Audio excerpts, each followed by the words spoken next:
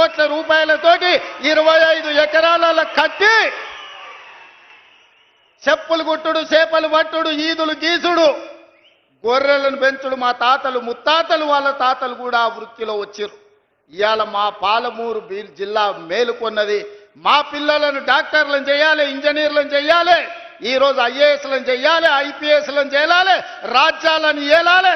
మా పాలమూరు బిడ్డ తెలంగాణకు ఒక 20 ఏళ్ళు ముఖ్యమంత్రిగా ఉండాలి అని మా జిల్లా కంకణం కట్టుకున్నందుకు ఇవాళ నీకు కడుపు నొప్పయి దుఃఖం వచ్చిందా చంద్రశేఖరరావు గారని నేను అడుగుతుండా.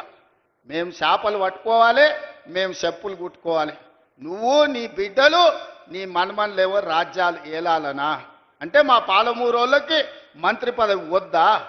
ఇవాళ ఈ పాలమూరు జిల్లాల 14-12 గెలిచినాం, కానీ 14 గెలిచినుంటే ఇంకొక మంత్రి పదవి అదనంగా వచ్చేది. 3 మంత్రులు కాదు, ముఖ్యమంత్రితో పాటు 2 మంత్రులు కాదు, ఇవాళ మిగతా 2 కూడా గెలిచినుంటే ఇవాళ పాలమూరు జిల్లాలో ఇంకొక మంత్రి ఉంటుండే. పాలమూరు జిల్లా నుంచే తెలంగాణ రాష్ట్రాన్ని పాలించి దేశానికి ఆదర్శంగా నిలబడే పరిపాలనని ఇవాళ అందించుండే వాళ్ళం. ఎందుకయ్యా నీకు దిక్కుం? 40 ఏళ్ల నుంచి మా దళితులు, ముఖ్యంగా మా మాదిగ బిడ్డలు వర్గీకరణ కావాలి, మాకు న్యాయం జరగాలి, జీవితకాలం పశువులను కోసుకోవాలి, పశు మాంసమే తినాలనా, ఆ చర్మాన్ని తీసి చెప్పులు కుట్టి బతకాలనా, మా పిల్లలు ఎందుకు చదువుకోవద్దు, మా పిల్లలు ఎందుకు రాజ్యాలు ఏలొద్దు అని సంపత్ కుమార్, దామోదర్ రాజనరసింహ లాంటి వాళ్ళు, చదువుకున్న వాళ్ళు చైతన్యంతో ముందుకొచ్చి డాక్టర్ మల్లు రవి గారు లాంటి వాళ్ళు ఉదారత్వంగా పెద్ద మనసు చేసుకొని ముందుకొచ్చి మాదిగ ఉపకులాల వర్గీకరణ చేసినందుకు నీకు కడుపు నొప్పి లేసి దుఃఖం వచ్చిందా?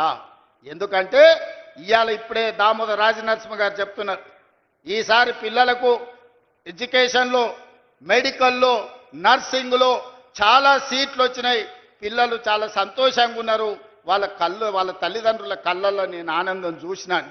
అంటే మాదిగ ఉపకులాల వర్గీకరణ చేసినందుకు మాదిగోళ్ళ పిల్లలు ఇవాళ డాక్టర్లుగా, ఇంజనీర్లుగా సీట్లు వస్తుంటే నీ కొడుకుతో పాటు, నీ మనవడితో పాటు మాదిగోళ్ళ పిల్లలు చదువుకుంటారు కాబట్టి నీకు దుఃఖం వచ్చి నీ కళ్ళల్లో నీళ్ళు వచ్చినాయి. చంద్రశేఖరరావు గారు, నీ కళ్ళల్లో నిప్పులు ఎందుకు పోసుకుంటున్నావు? ఆ దళితుల పిల్లలు ఇంకెంతకాలం చెప్పులు కుట్టుకొని బతకాలి? ఇందుకే నీకు దుఃఖం వచ్చిందా అని నేను అడుగుతున్నా. మిత్రులారా, ఇవాళ ఆలోచన చేయండి. నిజంగానే 10 సంవత్సరాలు చంద్రశేఖరరావు గారు ముఖ్యమంత్రిగా ఉన్నప్పుడు 20 లక్షల కోట్ల రూపాయలు ఆయన చేతికి వచ్చినాయి. ప్రజలు కట్టిన పన్నులు కావచ్చు, 8 లక్షల కోట్ల రూపాయలు బ్యాంకుల్లో ఆయన చేసిన అప్పులు కావచ్చు. ఆనాడు అన్నాడు, ఉమ్మడి రాష్ట్రంలో, తెలంగాణ ఉద్యమంలో, ఉమ్మడి రాష్ట్రంలో సమైక్య పాలనలో సీమాంధ్రులు మన సాగునీటి ప్రాజెక్టులు కట్టలేదు, నిర్లక్ష్యం చేసిండ్రు, అందుకే పాలమూరు జిల్లా ఎడారిగా మారింది. ఎడారిగా మారిన పాలమూరు జిల్లా నుంచి లక్షలాది భార్యాభర్తలు జంటలుగా వలసలు పోయినరా. నిజమే, ఆనాడు ఉమ్మడి రాష్ట్రంలో అన్యాయం జరిగింది.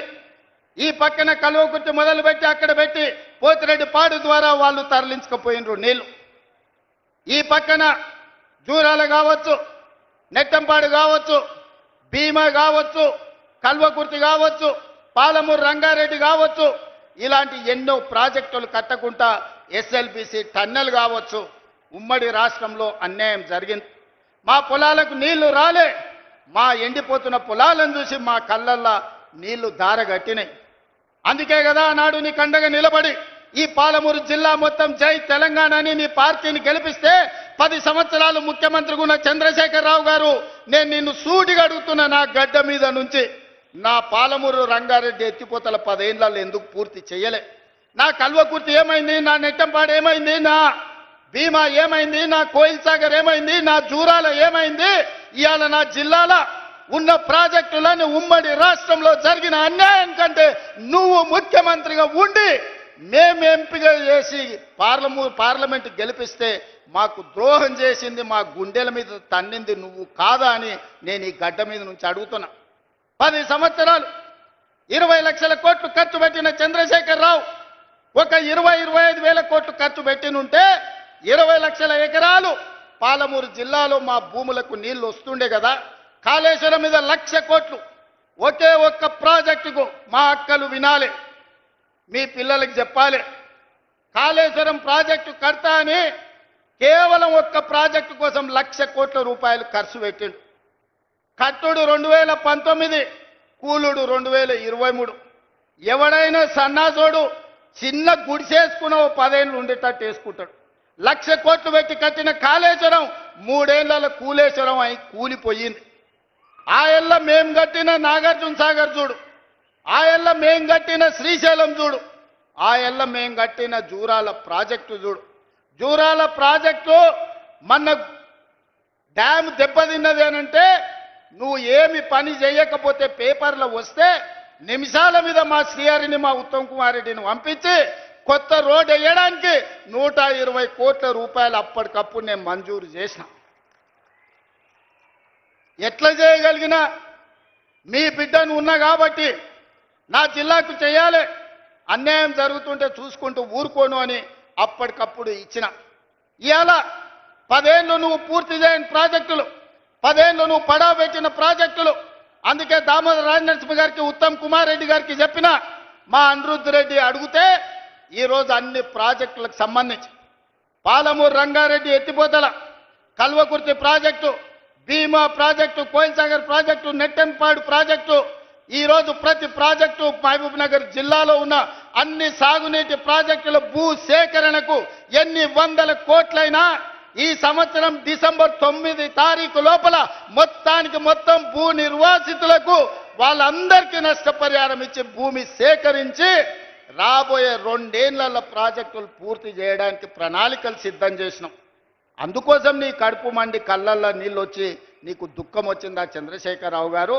మా పాలమూరు బాగుపడుతుంటే, ఎడారిగా మారిన మా పాలమూరు పచ్చగా మారుతుంటే, కృష్ణానది జలాలు మా పొలాల్లో పారుతుంటే నువ్వు ఎందుకంత విషం పెట్టుకొని ఈరోజు విషం జిమ్మాలని మా మీద పగబట్టి పనిచేస్తున్నావు అని నేను అడుగుతున్నా. వెనకటికెవడో దొంగలకు సద్దులు మోసిందంట. ఇవాళ శ్రీనివాస్ గౌడ్, నిరంజన్ రెడ్డి ఆ దొంగకు సద్దులు మోసే పని చేస్తున్నారు.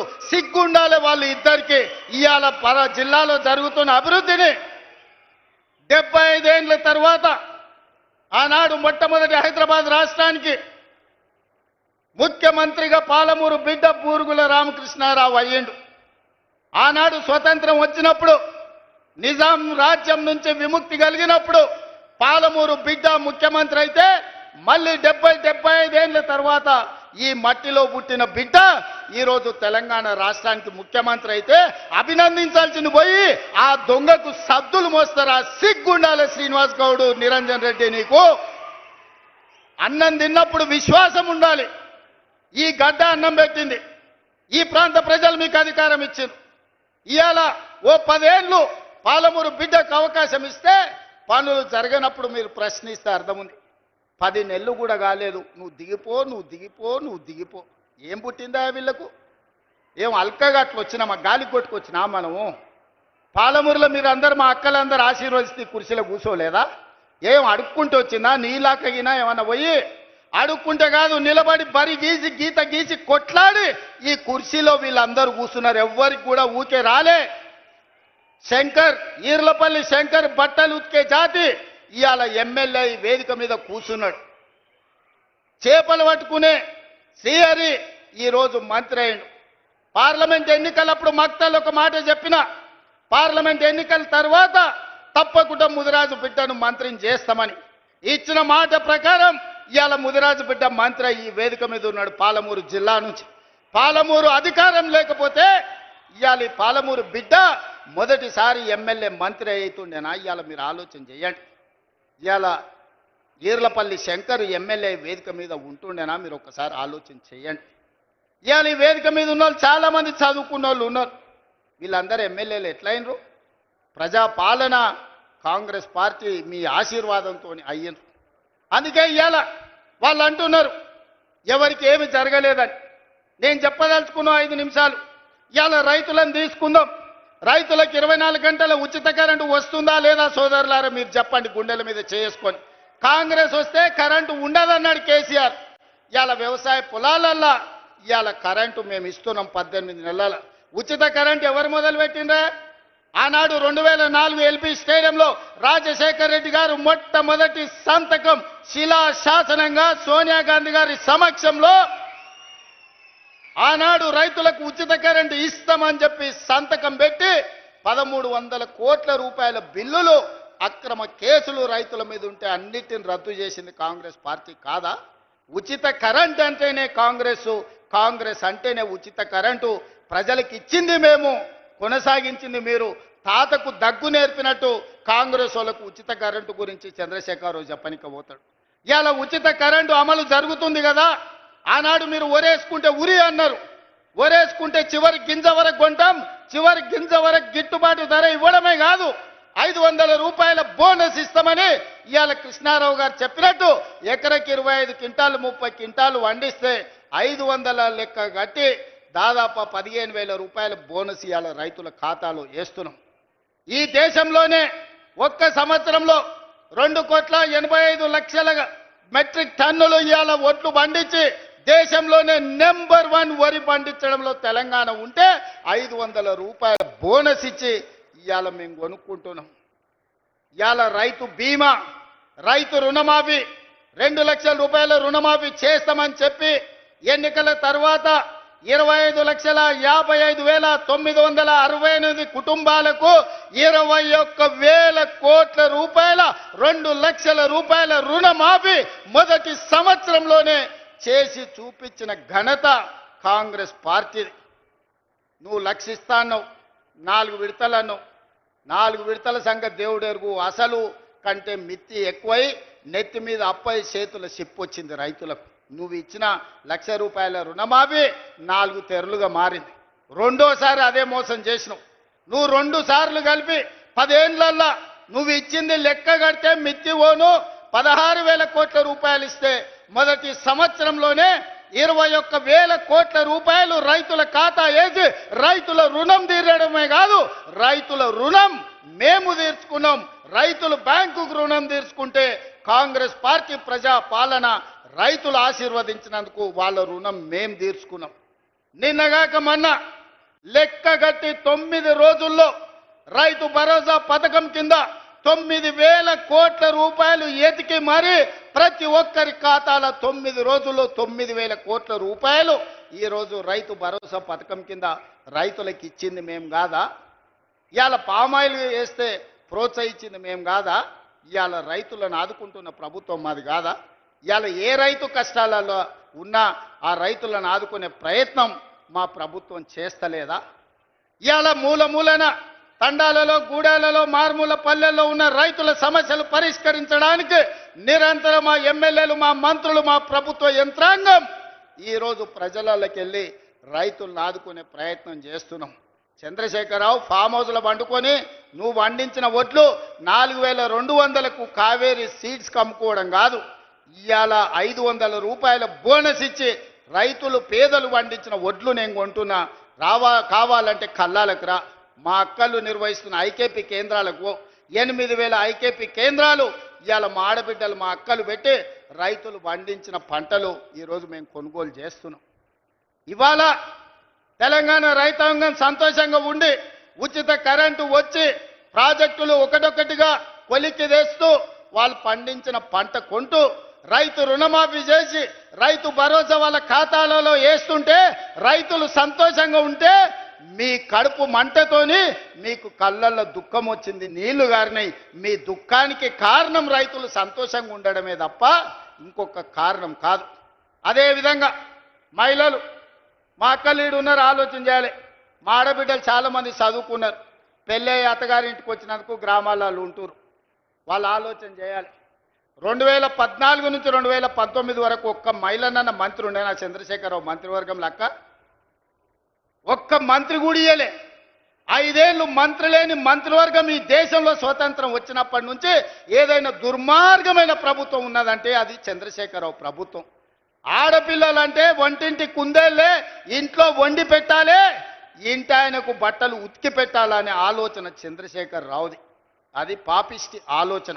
అందుకే అట్లా కాదు, మా అక్కల్ని 1,00,00,000 మందిని కోటీశ్వరులను చెయ్యాలి, మహిళా సంఘాలను ప్రోత్సహించాలని మొదటి సంవత్సరంలోనే వడ్డీ లేని రుణాలు 21,000 కోట్ల రూపాయలు ఇచ్చి స్వయం సహాయక సంఘాలను మా ఆడబిడ్డల్ని హక్కున చేర్చుకొని నేను ఏడికి పోయినా ఏడ మీటింగ్ పెట్టినా మా ఆడబిడ్డల్ని కలుస్తున్నా, వాళ్ళతో మాట్లాడుతున్నా, వాళ్ళని అడుగుతున్నా, అక్క ఎట్లా సంసారం ఎట్లా బాగు చేద్దామో చెప్పురని. నేను గ్రామాల నుంచి వచ్చిన అక్క, ఈయనే ఒంగూరు మండలం పక్కనే కొండరెడ్డిపల్లి. నాకు తెలుసు నగదు అక్క దగ్గర ఉంటే పిల్లల చదువులకు వస్తాయి, ఇంటి ఖర్చులకు వస్తాయి. ఇంటి ఆయన చేతుల నగదు ఉంటే సాయంత్రం పోయి పాపిస్టోడ్ పెట్టిన బెల్ట్ షాపులు ఇచ్చి వస్తాడు. అవునా కాదా అక్క చెప్పు? నువ్వేమన్నా పోకల డబ్బల్లో ఆనో ఇన్నో దాచుకుంటే సాయంత్రం అక్కడిక్కడ ఎత్తే అవి కూడా గుచ్చుకపోతాడు, ఇవ్వకపోతే 2 దెబ్బలు కూడా వేస్తాడు. ఆయన తెచ్చిన బెల్ట్ షాపులు అట్లుంటే నేను మా అక్కల చేతుల పెత్తనం పెట్టి పాఠశాలల పిల్లలకు బట్టలు గుట్టించేది కాంట్రాక్టర్లకిచ్చి ఆయన కమిషన్లు కొట్టేస్తుంటే మా అక్కలకిచ్చి 1,30,00,000 జతల బట్టలు బడిపోయే పిల్లలకు కుట్టించి 75 రూపాయలు కుట్టుగూళ్ళు ఇచ్చి ఆ మిషన్లు మా అక్కల చేతికి ఇచ్చిన. అమ్మ ఆదర్శ పాఠశాల పేరు మీద పాఠశాలల నిర్వహణ మా అక్కల చేతిలో పెట్టిన. ఎందుకంటే మా గ్రామాలలో ఉండే పేదోళ్ళ ఆడబిడ్డలే సర్కారు బడికి పోతున్నారు. ఆ సర్కారు బడి ఎవరో అధికారి నిర్వహిస్తే అది చక్కగా ఉండదని అమ్మ ఆదర్శ పాఠశాల పెట్టి ఆడబిడ్డలకే చెప్పిన. పిల్లల అటెండెన్స్ మీ పంతులు తీసుకుంటే పంతుళ్ళ అటెండెన్స్ మా అక్కలు తీసుకునేటట్టు చేసిన. ఎందుకంటే పంతుళ్ళు అప్పుడప్పుడు వస్తుంటారు, రారు, మీరు లెక్క కట్టురి, వాళ్ళకి లక్షల కొద్ది జీతాలు ఇస్తున్నాం, వస్తురా లేదా మీరు చూడురా అని. బల్లె పిల్లలకు తాగనీకి మంచినీళ్ళు ఉన్నాయా? బాత్రూంలో ఆడపిల్లలు పోతే ఊరు మధ్యలో పడి ఉంటే ఆడపిల్ల బాత్రూమ్ పోవాలంటే కష్టంగా ఉంటుంది. ఆ బాత్రూంలు కట్టి ఆడబిడ్డలను ఆదుకోండి అని